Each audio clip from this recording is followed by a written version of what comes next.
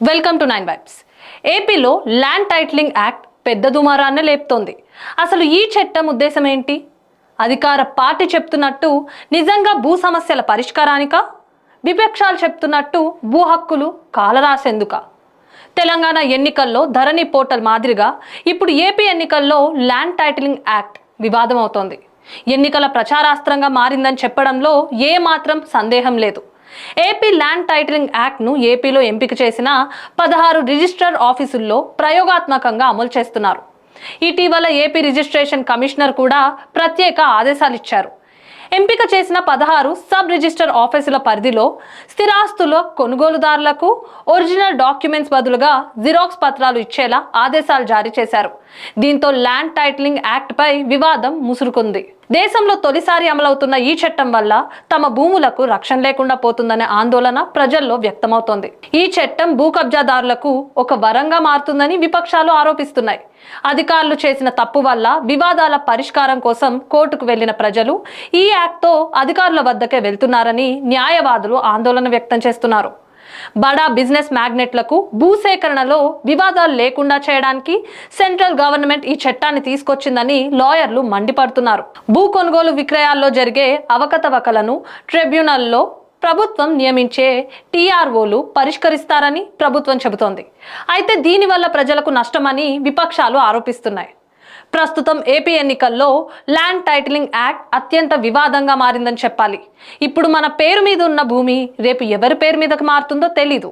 మీ ఆస్తులకు మీరు యజమాని కాకుండా పోతారు. భూ యాజమాన్య వివాదాలపై విచారణ జరిపి తీర్పులిచ్చే అధికారం సివిల్స్ కోర్టుకు లేకుండా చేశారు. కేవలం అపిలేట్ ట్రిబ్యునల్ను మాత్రమే ఆశ్రయించాలి.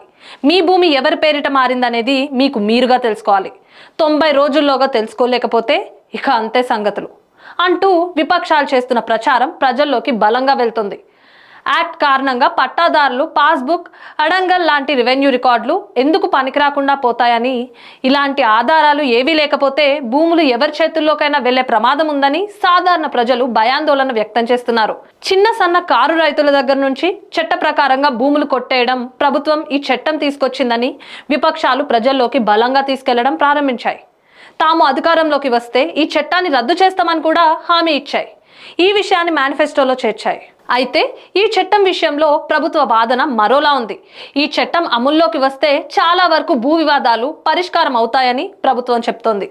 వ్యవసాయ భూమి, వ్యవసాయేతర భూమి ఇలా అన్ని భూములకు సంబంధించి ఒకటే టైటిల్ రిజిస్టర్ వస్తుందని సర్కార్ చెప్తోంది.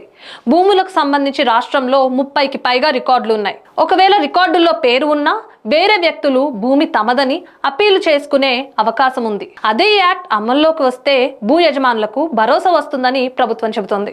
వివాదాలున్న భూములను ప్రత్యేకంగా వివాదాల రిజిస్టర్లు నమోదు చేస్తారని, అభ్యంతరాలు లేని పేర్లే టైటిల్ రిజిస్టర్లు నమోదు చేస్తారని, వివాదాల పరిష్కారం కోసం జిల్లా స్థాయిలో ఒక ట్రిబ్యునల్, రాష్ట్ర స్థాయిలో మరో ట్రిబ్యునల్ ఏర్పాటు చేస్తామని ప్రభుత్వం చెబుతోంది.